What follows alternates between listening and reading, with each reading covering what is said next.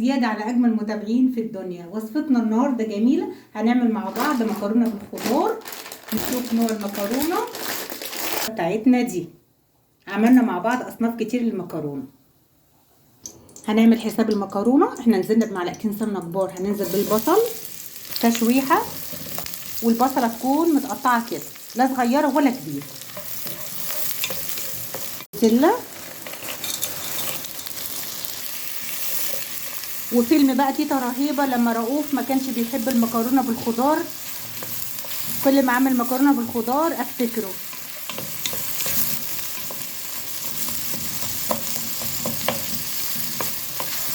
في اخر حاجه بندور على الحاجه اللي فيها فايده وبنعملها، ولا لحمه بقى ولا فراخ، يعني الاكله دي على قد ايدينا ومشبعه بالبروتينات كمان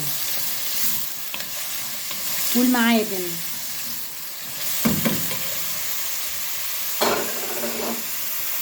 وبعد كده فلفل الالوان،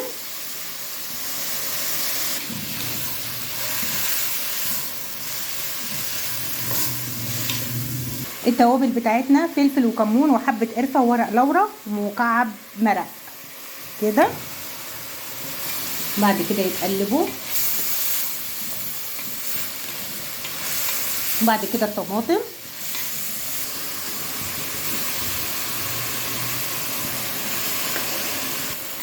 شايفين الجمال والحلاوه والطعامه، حاجه جميله ازاي مع الخضار.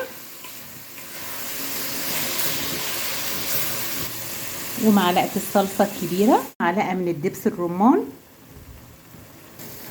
الصويا صوص بقى بحطها مع المكرونه، بتديلها طعم جميل وخرافي وريحه جنان. هننزل بالميه المغليه، ننزل بالميه المغليه ونعمل حساب المكرونه، لازم يبقى فيه سوائل. تمام كده. مش عايزه اقول لكم الريحه عامله ازاي مع الخضار والتوابل، في منتهى الجمال بجد بجد. وهنحط الملح ونظبط الملح بتاعنا. تمام كده. ننزل بالمكرونه بعد ما كله غلى، ننزل بالمكرونه. اخر حاجه للوصفه هنحط معلقه من الصويا صوص كده.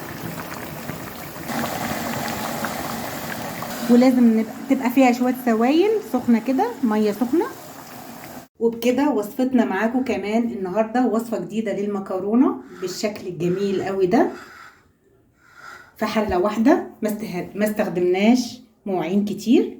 اوعوا تنسوا اللايك والشير واشتراك في القناه. اشوفكم بكل خير، يلا باي باي.